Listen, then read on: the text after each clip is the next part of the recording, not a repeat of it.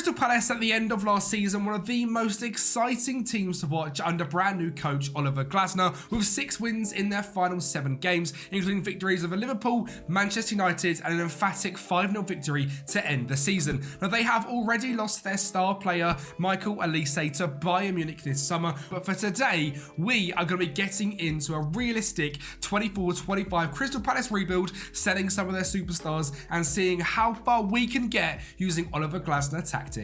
And well, it's them tactics that have made Crystal Palace such an exciting and attractive team to watch. And we're going to be having 3 available for you legends over on Patreon that I'm going to work on to make absolutely fantastic over the course of this next season, as I do play every single game in these one season rebuilds. And trust me, the 3 tactics, yeah, they're absolutely fantastic. They are you using this 3-4-2-1 system. So we're looking for a brand new right attack midfielder to replace Michael Olise. We're looking for a brand new centre-back to come in and potentially as a backup to Gerhi Anderson and Chris Richards. Will Mark Gerhi be leaving? I'm not so sure. We shall see. I haven't obviously done the outgoings yet, of course, so we'll go through that in just a minute's time. And actually another centre-back as well looking to come in. And finally, just a backup striker. In terms of players here at Crystal Palace, we've got Adam Wharton, who is absolutely fantastic. His potential is off the charts. He's with England for Euro 2024. Hopefully England win the semi-finals, which comes up in just 24 hours time. But this guy has got great first touch, great passing, technique and tackling, and is a very good ball-winning midfielder on defend or on support. Could potentially go forward as that DM as well. Of course, we've got Aberi Eze, who again,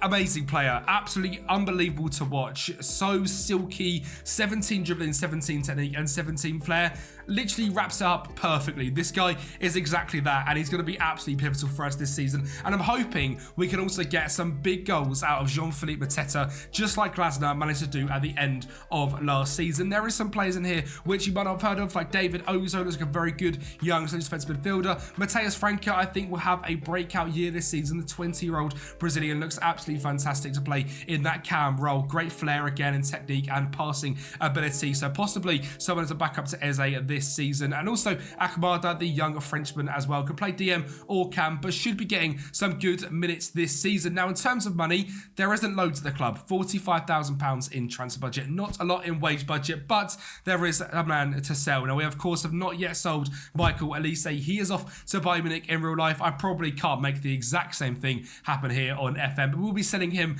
hopefully getting around 40 to 50 million pounds, just like they did in real life. And in terms of the other sort of value in the club, Odsonne Edouard's got around a 20 million pound value. Jefferson Lerma 25 as well. So hopefully we can raise around 70, 80 million pounds and go and find some superstars to join the club. Now, I'm not too sure what Palace are linked with in real life, so I'm going to go do some research and then we'll get into the signings for the 24-25 season. Well, in terms of the outgoings, Edouard has had the club for £15 million to Fulham. We actually ended up selling David Ozo to Leeds for £3.7 million. He looks like a good youngster in DM, but doesn't maybe quite have the potential to make an impact just yet. So we've sold him for £3.5 million. And of course, the big one, Olise has left, and he's gone actually to our potential European rivals, Michael Olise, which is a bit disappointing, but he's a very good player, and hopefully we can we'll keep a track of him as well, because I hope he does have a very good career. He's a fantastic talent, and I'm sure Palace fans over the world are, you know, expecting big things from him, because he looks ridiculous, and obviously at Bayern Munich, hopefully he goes there and absolutely smashes it under Vincent Kompany. But it does mean we've got around 70 million as expected to play with.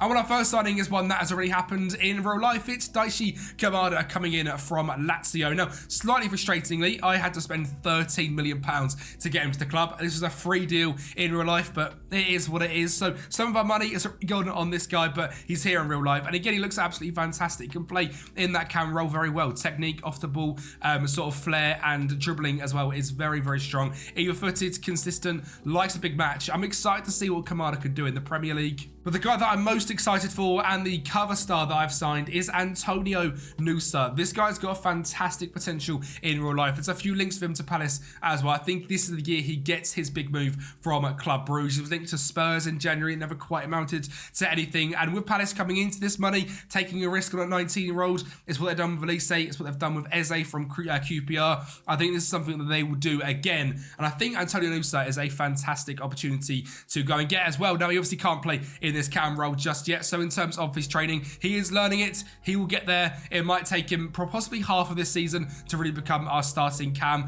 Commander is a fantastic option if he can't. But when he does get there, he is the exact sort of player we are looking for. Either-footed, great physicals, dribbling, flair, and technique are all extremely high for a 19-year-old as well. So Antonio Nusa joins the club, £20 million spent. What do you think of that signing down below? Our fifth choice centre-back coming in for just £3.4 million is Matteo Gabbia. For me, this is an absolute bargain. No links in real life. To be honest, there's not that many centre-back leagues coming out. So this was sort of something that I just went for. £3.4 million on loan at Villarreal last season. Obviously, an AC Milan player, has been in and out of their team for the last sort of 3 or 4 years, but he comes into us as a very reliable fifth choice centre-back. And finally, again, there isn't that many links about this move at all, but a 21-year-old young centre-back signed from Strasbourg over in France. It's Abakar Salah. He has got 19 leadership, 18 aggression, 16 bravery, fantastic physical stats, good defensively as well. 5 caps for the Ivory Coast at 21, a value of £36 million. Of course, we only spent £15 million. I'm very excited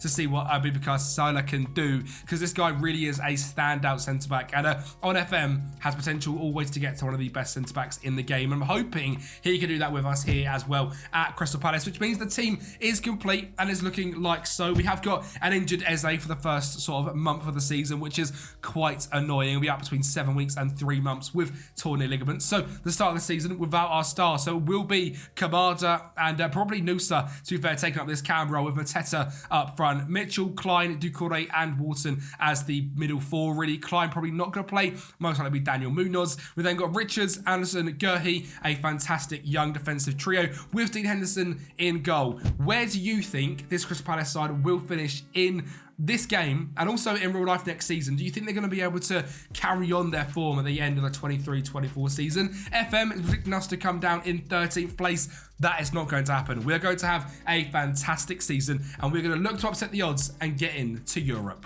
And we did kick the season off with a 2-1 victory over Fulham thanks to a 94th minute Jordan Ayew penalty. Now, he isn't someone I'm expecting to get too much game time this year, but if he can keep cropping up with late goals, he'll be getting lots. And well, this game was really one where it was our first game in our more defensive 3-4-2-1 system, and we got absolutely battered by Arsenal. So certainly some tweaks to be made. A 4-0 loss, Gabriel Jesus, Chris Richards, Martin Odegaard and Gabriel all scoring, being absolutely destroyed.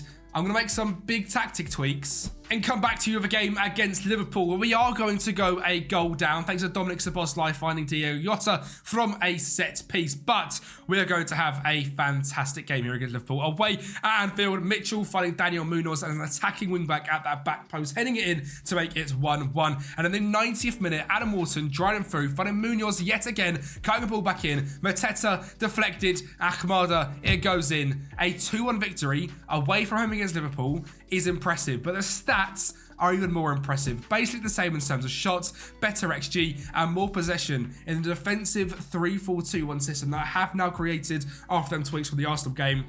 Things are looking good.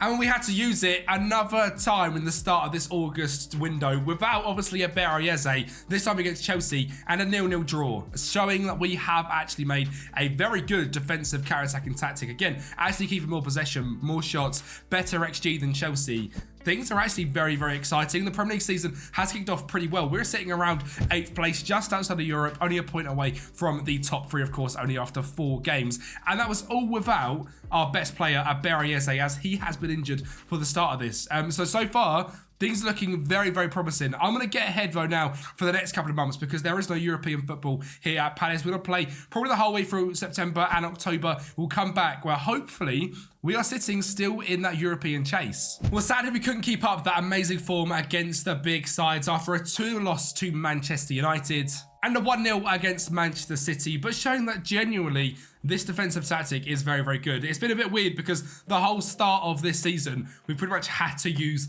this tactic. So we've not really managed to develop any of the others. But hopefully now for the second half of the season, this tactic should be absolutely perfect. We move back into the league though, and a 2-1 victory over Everton thanks to our first goal for the club from Daichi Kamada, a 79th minute winner again from Jordan Ayew, and a penalty conceded for Davy Klaassen. Not bad at all, an absolutely dominating game with 63% possession and 11 shots to Everton's 6.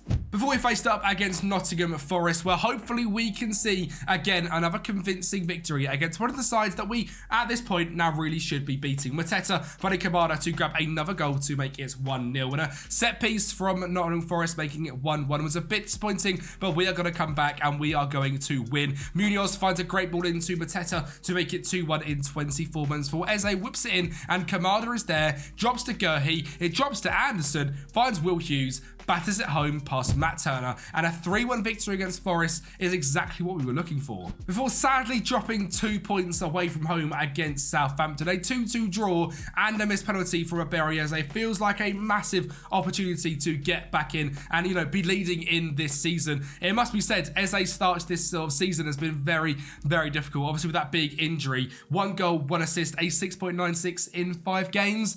It's taken him a while to get into things. And it has to be mentioned as well that penalty dramas have been a thing here at Palace. We also lost in the 3rd round of the Carabao Cup thanks to losing on penalties to Leicester. Mateta and Anderson missing. We went for a slightly rotated side and it didn't quite work out, so sadly no Carabao Cup here either.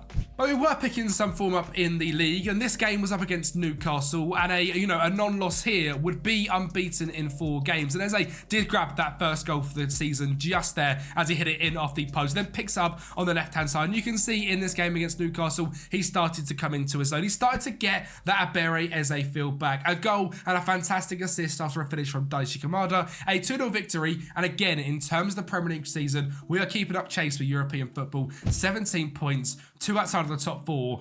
I think if we keep improving these tactics and having players like Eze come into form, we haven't really seen Mateta hit form yet. Once he does, we could actually be on for a potential top 4 charge. And we're away from home against West Ham, a 2-1 victory with that man Mateta finally getting his name on the score sheet. A 3-0 victory over Bournemouth with a brace from our attacking right back Daniel Munoz. Before going away from home against last season's surprise package Aston Villa and taking a 1-goal lead thanks to a header from Mateta. Just after the first half whistle blew, Aston Villa did get a goal back. Diaby picking it up, a great ball up wide to John McGinn, who finishes it past Henderson, but the second half was going to be Palace's. And it all come from Abere Eze driving through the middle and finding Mitchell out on the left wing back position. A great ball into Kamada and a 2-1 lead before the 93rd minute. That man Abere Eze staking his claim to actually have a very good season, heading home past Martinez. And ending the month of November with a 2-0 victory over Brighton and a brace from Abere Eze yet again. The Premier League table, we are in a Champions League race, and actually, when you look at it, we're in a Premier League race, just 2 points away from Chelsea for the title.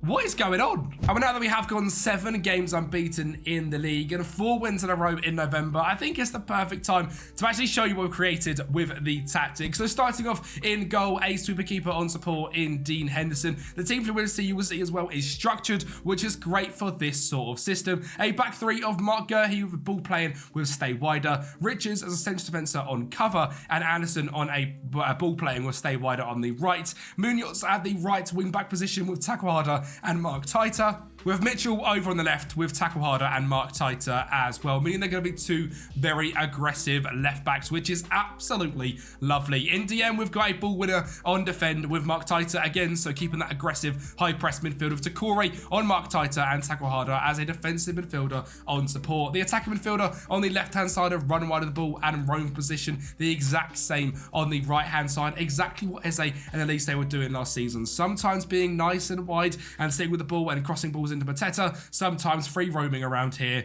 getting on it, running wide, and again, creating chances or driving at goal and making unreal efforts like at least they was doing constantly. Kamada hasn't been brilliant at that this season as well. And up front, actually now got a complete forward on attack with no further instructions. In terms of mentality, it is set to positive. We've got player defense, overlap left, overlap right, middle in passing directness, and full high tempo with a fairly narrow attacking width as well. Now this allows the likes of Daniel Munoz to grab a whole bunch of goals. 4 goals in 14 sort of games so far this season, and Mitchell at left back as well has been absolutely fantastic. Both of them averaging over a 7 average rating. It means our fullbacks are pushing very high. They are waiting for the overlap in Eze and Elise, which is good because they're sort of giving it to them and then making that free roam position where they pick up space on the edge of the box and score goals. Both of them with 5 so far in only 21 games combined, 10 goals. That's pretty good to look at. In terms of in transition, it's counter pressing. We're dishing into the centre backs and we are taking short kicks, and out of position, a high defensive line, high press system,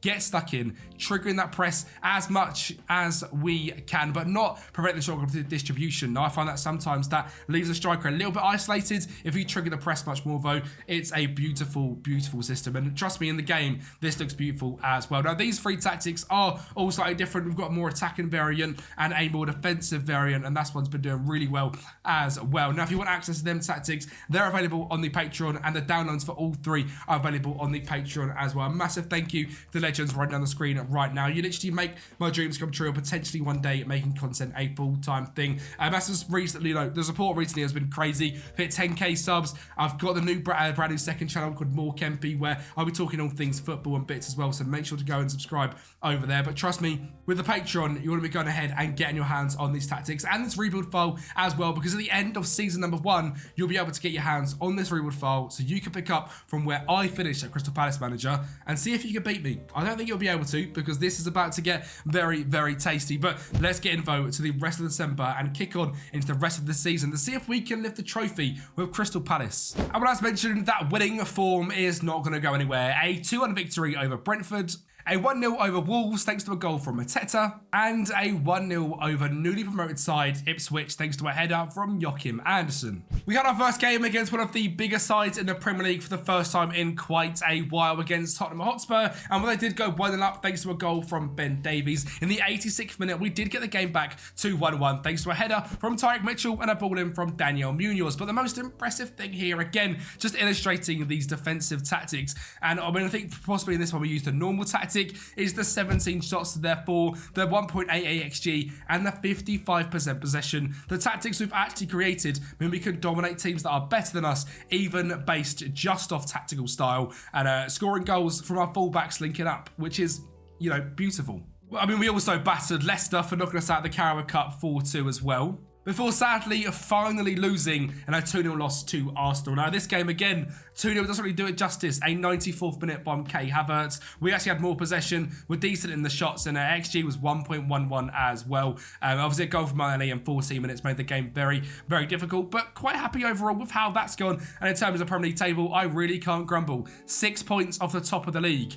I don't know how this has happened. We're 6 points away from dropping out of the top 4 as well, so things are really going absolutely brilliantly. We're on course to currently get 84 points in the second half, overall this season, if the second half goes the same as the first half, which would be absolutely ridiculous. So we'll see if we can do it. I mean, I've won Premier League titles on 84 points before, so possibly we'll win the league with Palace in season 1, which will be a little bit crazy, let's be honest. In terms of the goal scorers this season, though, it has been very well spread out. 7 for Mateta, 7 for Eze, 6 for Kamada, 4 for Daniel Munoz, and 4 assists, 2 for Akmada, 2 for Ayew, 6 assists and 2 goals for Mitchell. And then someone that is slowly progressing now into more sort of usable player is Antonio Nusa. 6 games, 1 goal and 1 assist, but can now actually play in that cam role, which is very good. He is developing there. It will take some time. Maybe that's more of a signing for you guys to pick up from on that Patreon when you get him at the end of this season, hopefully to be fully developed in that cam role. So he'll be an absolutely brilliant player. And it's definitely worth mentioning as well that defensively, we have just been very, very solid. Just 1.05 goals conceded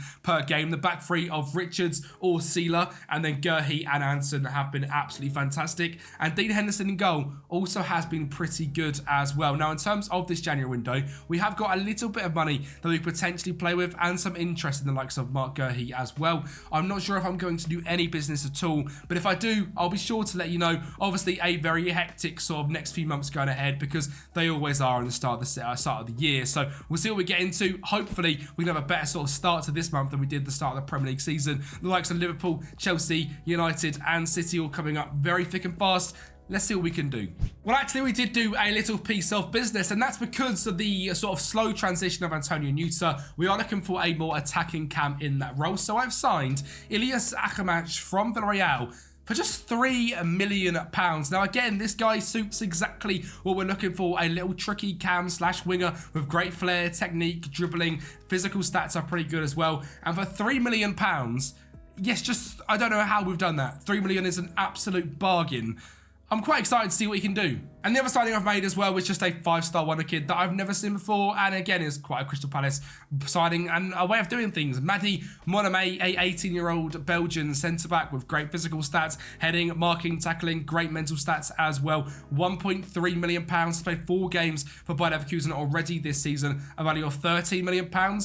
Quite exciting. Again, for you guys on Patreon, he'll be absolutely brilliant. There was no major outgoings in January, so let's get right in to see how we got on. So we'll start things off with the FA Cup. We beat Morecambe 4-1 in the 3rd round and drew 1-1 with Wolves in the 4th round. And we're going to get a replay later on in February, but we need to go through this simply ridiculous Premier League form. Beat Fulham 2-1, even though our former striker Ozan Edouard tried beating us after a first-minute goal, we prevailed as victors.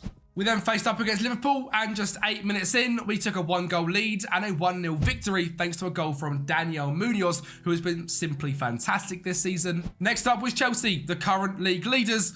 A 1-0 victory thanks to a backstick header from Joachim Andersen. And this game is the most boring game ever, but exactly what we're looking to do with that defensive system. 50-50 in possession, just 6 shots all game, but 3 points won against the current league leaders in Chelsea. And finally, a 1-1 draw against Manchester United. Again, the team pretty much on top and drawing just in the 82nd minute thanks to a goal from Nicolo Zaniolo. So things are going very well, to the point where we're actually sitting on top of the Premier League. I don't know how we're here, okay? I don't think we'll be here at the end either, but 52 points in 24 games, 16 wins, 4 draws and 4 losses is simply ridiculous. And yes, if Chelsea win that game in hand, they'll go back on top. But at some point of this season, we've been top of the Premier League. Let's get involved with the meat and bones of the season, because I'm interested to see if we could actually keep this up. We've got Everton, City, the Forest, Southampton, Newcastle, West Ham, Bournemouth and Villa, and hopefully an FA Cup run in the middle of the next couple of months as well. We could potentially win the league. Or are we going to run out of storm as we lose 1-0 to Everton, 2-1 to Manchester City, and 1-0 to Nottingham Forest? I can't quite believe this happened. Sitting top of the league, 3 losses in a row. That's why we're not going to win the league. 3 losses in a row. We did, however, end up beating Wolves in the 4th round replay 3-2 thanks to a brace from Daichi Kamada, setting up a 5th round game against West Ham, where we ended up winning 1-0 thanks to a Berriese scoring a 37th minute penalty, sending us into the quarterfinals. Back into the league though, we did manage to get some wins back under our belt after beating Southampton 2-1. Obviously a game we drew 2-2 earlier on in the season, so clearly a well-matched side, but thankfully getting the victory here before losing again. This time away from home against Newcastle, and then drawing in back-to-back games, this one against West Ham, this one against Bournemouth, before finishing off a particularly difficult couple of months with a fantastic 2-0 victory over Aston Villa. Mateta, a deflected goal, beating it past Martinez for the 94th minute, Eze finding Nugahi in the box to make it 2-0. Now, this is obviously very disappointing. We were doing very well in the Premier League table. We have dropped off to 4th place, which is still fantastic given the fact we're Crystal Palace in season number 1, losing our best player in Elise, rebuilding the club the way we have. It just hurts because we should be doing, well, we should be up here. There's games in there we shouldn't have lost that we ended up losing, which were very, very frustrating. But overall, in 4th place, you know, we move. We're going to do the rest of this going to the end of the season because there's only 6 games left in the Premier League. We have got Brighton, Brentford, Wolves, Ipswich, Spurs and Leicester. And we've got Aston Villa in the quarterfinals of the FA Cup. So can we potentially go on a cup run, and can we secure ourselves? I'm hoping top 5 football in the Premier League would be decent. Although if Man United win their game in hand, they will overtake us. So We'll see. Top 5 would be great though. Well, in the FA Cup, we managed to beat Aston Villa 1-0 thanks to a header from Mitchell at the back post, setting up a semi-final against Liverpool, which went all the way to extra time and then had 3 goals. The first of all coming from Berriese for us to make it 1-0, and the second also coming to us after Mateus Franca drives through down the right-hand side, cuts it into Ayew to make it 2-0. Liverpool are actually going to get a goal though. Elise, a free kick, falls to Gravenberch to make it 2-1. But we are through into the FA Cup final, and this is the point where I want to look at Michael Elise and see how he's done this season. Probably not as well as he'd hoped. He's changed nationality to English. Played 14 games, got 4 goals and 8 assists. Bit of a flopper for Elise. He should have stayed with us. And we are actually going to get straight into this game against Manchester City as well, because there's a penalties in the FA Cup final, and we actually ended up missing our first penalty, which obviously never goes down well, but from there we were absolutely fantastic. Foden then takes it, beats Henderson as well. We have one for Ilias Akamatch, a very decent signing for just £3 million. John Stone steps up. All City need to do if we score this, which we do, is not miss, and they win. And well, they missed. Sometimes FM bugs, and it really, really annoys me, and it's that when it bugs there. We've not seen an Oscar Bob miss from the penalty spot. FM, please fix this for FM25. I beg you. We won at penalties 5-4. So anticlimactic. I am very, very sorry. But yeah, a 5-4 victory, which is fantastic to see. Which means we have got Europa League football next season if we haven't got Champions League. And after a 0-0 with Brighton and a 0-0 with Brentford, I wasn't hopeful of securing that top 5 place. We then faced up against Wolves, who I was of course hoping to beat. I went 1-0 down in just 14 minutes, thanks to that man, Sasha Kalajic, making it 1-0. But the one they wanted to show this game for is just the attacking wing-backs. This system is brilliant. A great ball there from Munoz and Mateta scoring. And then we're going to win this game 2-1, thanks to it being Munoz linking up through the middle, eventually finding its way to Tyreek Mitchell, who blasts home for 2-1. This system, we're using, I think, a pretty good left-back in Tyreek Mitchell and a very average one in Daniel Munoz. And they have both been lights out good. So obviously, if you are going to use these Ole Glasner tactics for anyone other than Palace, get yourself some good wing backs. You will absolutely cook. We beat Ipswich 1-0, lost to Spurs 1-0 thanks to a goal from James Maddison, and finished the season by beating Leicester 2-0. Where do you think we finished in the Premier League? Get it down in the comments right now. I'm going to keep going until you get in the comments. I hope you got in the comments by now. You probably haven't, because I've gone quite quickly. Premier League, we've come 7th. Yeah, I'm disappointed as well. But given how close the Premier League actually has been this season, we are 2 points off getting 5th, which would be an unbelievable season. 4 points of getting 4th, literally 11 points of the title, and that's Manchester City.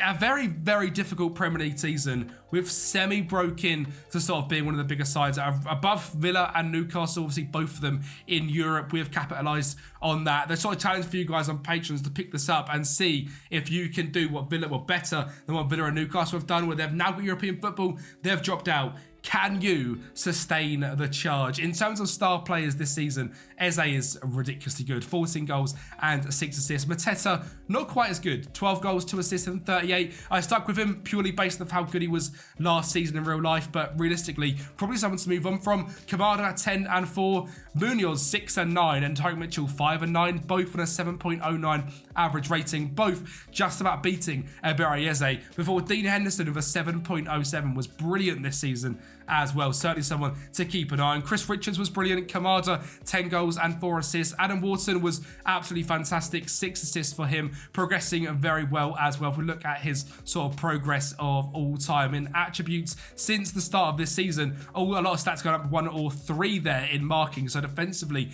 becoming very, very solid indeed. Good in the physical stats as well. So great to see. Overall, the data hub, very, very strong defensively. Not quite scoring enough goals. I think having a better striker would certainly have helped that out. But rate this out of 10 down below. What do you think to our FA Cup win, securing Europa League football with Crystal Palace? I think 7 out of 10. I think if we finished in top 5, just 2 points better off, I'd have given this a 9.5. But that little slip in the second half of the season when we, were on such fantastic form and then dropped off, if we didn't have that, yeah, this season would have been absolutely fantastic. A massive thank you for watching. I apologise if the voice has been a little bit different or a little bit snotty. We're on the end of a cold. I've managed to record in 3 weeks, but we are here today. So I hope you guys have enjoyed. Thank you so much for watching. Like the video, subscribe to the channel, and I'll speak to you next time.